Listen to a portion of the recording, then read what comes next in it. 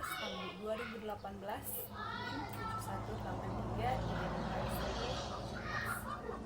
Perkenalkan, nama saya Novalin Amabella Delia Sijabat dari Pendidikan Ekonomi kelas C Stampu 2018, NIM 71833410110. Perkenalkan, nama saya Surtama Sindia Darni Simanjuntak, Pendidikan Ekonomi kelas C, NIM saya 71831410045. Model dan pemanfaatan sumber daya alam. Yang pertama, kita akan membahas tentang model pengelolaan sumber daya alam. Model-model pengelolaan sumber daya alam saat ini adalah dengan membuka peluang investasi sebesar-besarnya melalui investor, baik investor dalam negeri maupun investor luar negeri, dengan tanpa memberikan peluang kepada masyarakat setempat untuk mengelola kekayaan alamnya. Pada kenyataannya, masyarakat hanya diberikan ruang yang sangat terbatas dalam mengelola sumber daya alam di tempat mereka tinggal. Itu pun tak lebih dari sekedar memenuhi kebutuhan akan tenaga kerja perusahaan yang berinvestasi. Yang kedua, kita akan membahas tentang pemanfaatan sumber daya alam. Dalam pemanfaatan setiap sumber daya alam, terjadi suatu proses yang menimbulkan dampak terhadap lingkungan, baik dampak positif maupun dampak negatif. Sebaliknya, kualitas lingkungan juga akan menentukan keberlangsungan suatu usaha atau kegiatan. Artinya, lingkungan yang rudak dapat menyebabkan suatu usaha tidak dapat beroperasi. Misalnya, pemanfaatan sumber daya hutan mangrove untuk usaha tambak udang.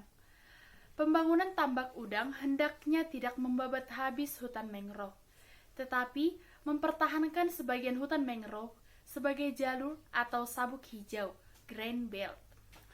Sabuk hijau antara lain berfungsi untuk mencegah terjadinya abrasi pantai oleh gelombang air laut. Dengan dipertahankannya hutan mangrove, maka tambak udang akan aman dari abrasi.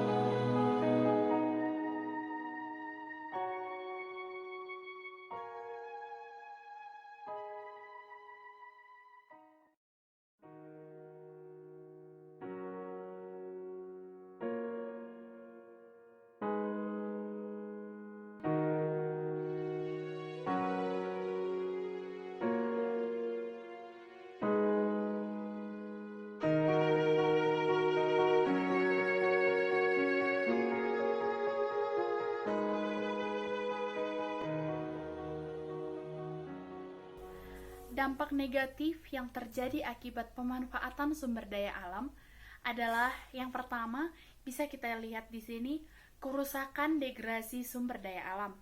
Yang kedua adalah di sini pencemaran tanah, air, dan udara.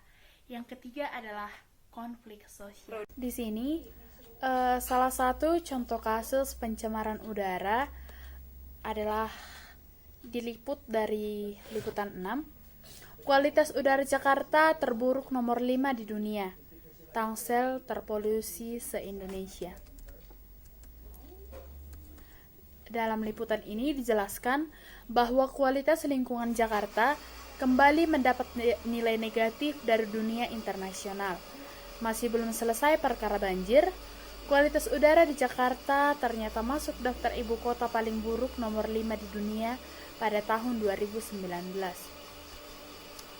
Temuan itu berasal dari 2019 World Air Quality yang diterbitkan IQR Air Visual. Kualitas udara Jakarta disebutkan semakin buruk sejak 2017. Polusi di Jakarta naik 66% sejak 2017. Jakarta juga naik peringkat dari tahun sebelumnya yang berada di ranking 10. Faktor-faktor yang menyebabkan polusi udara adalah kota-kota yang semakin padat, asap kendaraan, tenaga pembangkit tenaga batu bara, pembakaran agrikultural, dan emisi industri. Dan di sini ada dijelaskan 10 ranking negara dengan ibu kota kualitas udara terburuk di dunia. Yang pertama itu adalah Bangladesh, yang kedua Pakistan, ketiga Mongolia, keempat Afghanistan, kelima India, keenam Indonesia, ketujuh Bahrain, 8 Nepal, 9 Uzbekistan, 10 Irak. Selanjutnya, di sini ada dari Katadata 2019, Kaleidoscope 2019, dan 4 jenis bencana yang mengancam pada tahun 2020. Badan Nasional Penanggulangan Bencana mencatat sebanyak 3.768 kejadian bencana alam terjadi di Indonesia sepanjang 2019. Di antara bencana itu ada kategori hidrometeorologi dan geologi.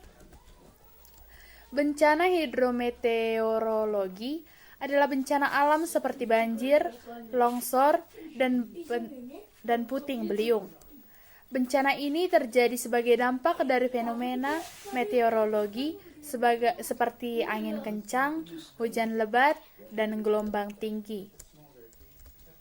Sedangkan bencana geologi adalah bencana alam yang terjadi di permukaan bumi seperti gempa bumi, tsunami, tanah longsor, dan gunung meletus. Menurut BNPB, dampak korban jiwa akibat bencana yang terjadi sepanjang 2019 sebanyak 478 orang meninggal dunia. Selain itu, 109 hilang dan 6,1 juta jiwa mengungsi dan 3.419 luka-luka. Bencananya naik, tapi korban jiwa menurun, kata Kepala Pusat Data dan Informasi BNPB Agus Wibowo di Jakarta pada Senin tanggal 30 bulan 12. Sedangkan data kerusakan tercatat 73.427 rumah rusak yang terdiri dari 15.765 rumah rusak berat, 14.548 rusak sedang, dan 43.114 rusak ringan. Kemudian, fasilitas rusak tercatat 2017 meliputi 1.121 sekolah, 684 rumah ibadah, 212 fasilitas kesehatan, 274 kantor, dan 442 jembatan. Selanjutnya, ada di Aceh Tribun News, yang di sini dijelaskan bahwa Aceh darurat konflik SDA. Konflik sosial yang berlangsung di Indonesia, terutama Aceh, berdimensi sangat luas. Konflik berlangsung di ruang masyarakat sipil yang melibatkan kelompok-kelompok sosial dengan identitas sosial budaya tertentu, antar etnis, dan antar pemeluk berbeda agama. Selain itu, terdapat pula konflik sosial yang berlangsung antara negara versus masyarakat, demikian pula swasta versus masyarakat. Derajat kedalaman konflik sosial juga membawa akibat kematian, cedera, dan juga kehancuran struktur sosial ekonomi. Produksi, konsumsi, dan kesejahteraan masyarakat. Produksi dan konsumsi. Jika kita membahas tentang pertumbuhan ekonomi, maka akan terlibat dengan masalah peningkatan output yang terus-menerus dalam jangka panjang. Peningkatan output ini tergantung pada macam dan jumlah masukan atau faktor produksi yang digunakan dalam proses produksi. Hubungan antara output dan input disebut dengan fungsi produksi. Secara garis besar, faktor atau input yang dipakai untuk meningkatkan output yang berupa produksi barang dan jasa dalam suatu perekonomian dapat dikelompokkan menjadi tenaga kerja, modal atau kapital, tanah dan sumber daya alam, teknologi dan faktor sosial seperti sistem pemerintahan, adat istiadat, dan agama, dan lain sebagainya. Secara sistematis dapat kita tuliskan Y sama dengan F dikali L dikali K dikali R dikali T dan dikali S. Di mana Y sama dengan jumlah produksi nasional, L sama dengan jumlah tenaga kerja, K sama dengan kapital, R sama dengan jumlah sumber daya alam, T sama dengan teknologi, dan S sama dengan faktor. Masing-masing masukan mempunyai hubungan yang positif dengan tingkat produksi nasional. Artinya, semakin banyak jumlah faktor produksi atau masukan itu digunakan, akan semakin tinggi tingkat produksinya. Anggapan yang dipakai di sini adalah bahwa masing-masing faktor produksi itu bersifat homogen.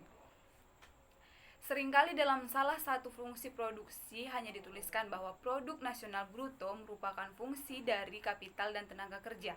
Namun yang dimaksud dengan kapital di sini sudah mencakup sumber daya. Sumber daya alam merupakan faktor input dalam kegiatan ekonomi. Namun demikian, pengertian sumber daya tersebut tidak terbatas sebagai faktor input saja, karena proses produksi juga akan menghasilkan output, misalnya limbah, yang kemudian menjadi faktor input bagi kelangsungan dan ketersediaan sumber daya alam. Keterkaitan antara sumber daya alam dan aktivitas ekonomi dapat dilihat pada tampilan berikut. Sumber daya alam dan lingkungan menghasilkan produksi dan konsumsi. Produksi menghasilkan limbah, dan limbah menghasilkan residual. Kesejahteraan masyarakat.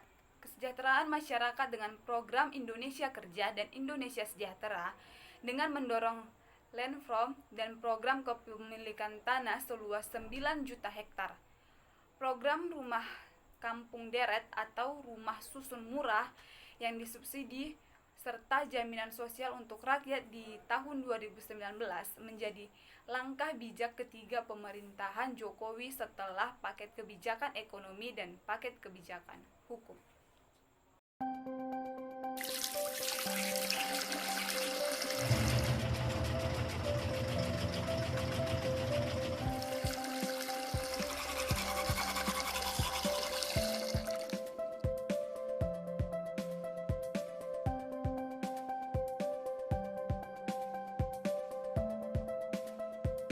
Semua air limbah rumah tangga langsung masuk ke instalasi pengolahan air limbah yang lokasinya jauh dari lingkungan perumahan, untuk kemudian diolah dan dikembalikan ke alam secara aman, sehingga membuat lingkungan bersih dan kita lebih sehat.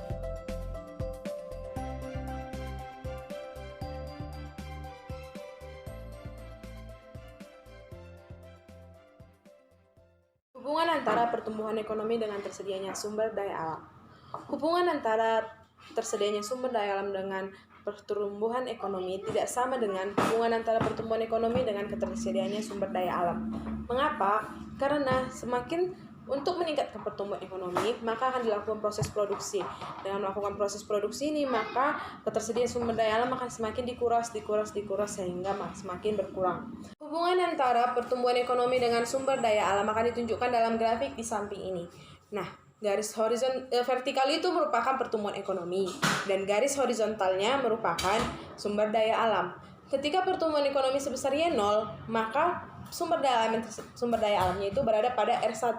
Ketika pertumbuhan ekonomi naik menjadi Y1, maka sumber daya alam itu harus ada di R1. Contohnya, ketika pertumbuhan ekonomi makin meningkat, maka sumber daya alam yang akan dipakai juga pastikan akan meningkat juga. Saya akan menjelaskan yang kedua, hubungan antara pertumbuhan ekonomi dengan tersedianya sumber daya alam. Garis vertikal ini atau N merupakan sumber daya alam dan garis horizontal Y merupakan tersedianya sumber daya alam. Ketika pertumbuhan ekonomi pada titik Y0, maka sumber daya alam yang tersedia sebesar N0. Dan ketika pertumbuhan ekonomi naik menjadi Y1, maka tersedianya sumber ekonomi turun menjadi N1.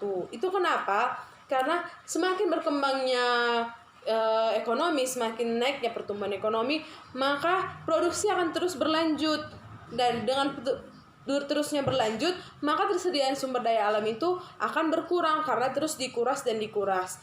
Untuk menanggulangi masalah ini, maka pemerintah melakukan AMDAL atau analisis mengenai dampak lingkungan. Nah, untuk mengapakan ini, AMDAL dilakukan untuk melihatkan kelayakan teknis, lingkungan, sosial, untuk membatasi pengambilan sumber daya alam ini semakin banyak, dan untuk mengatasi polusi-polusi udara yang akan dikeluarkan oleh sebuah perusahaan. Dan juga dilakukannya pembangunan berkelanjutan. Pembangunan berkelanjutan ini untuk apa?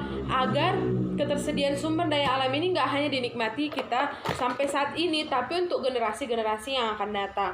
Untuk menjelaskannya itu, kami akan memaparkan video yang akan dipaparkan setelah video yang ini. Silahkan ditonton. Terima kasih.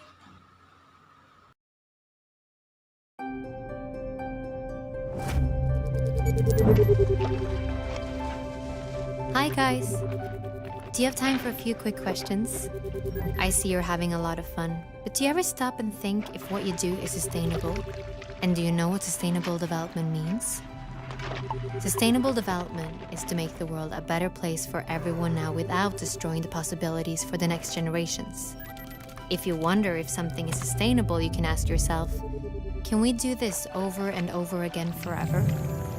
Sustainable development means that we need to keep three things in mind at once: social progress, economic development, and climate and environment.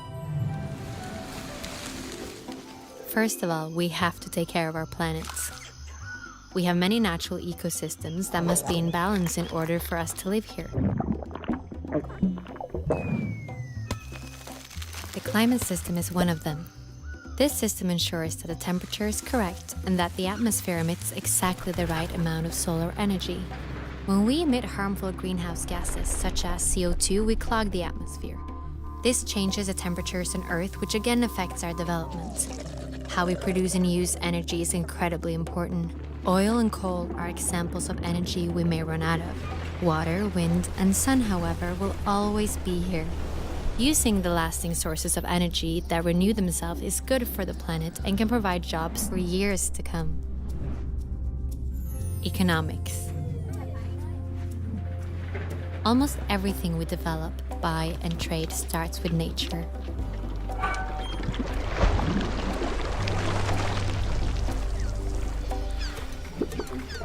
The smarter we use our natural resources and the better systems we create for a fair distribution, the more sustainable we are.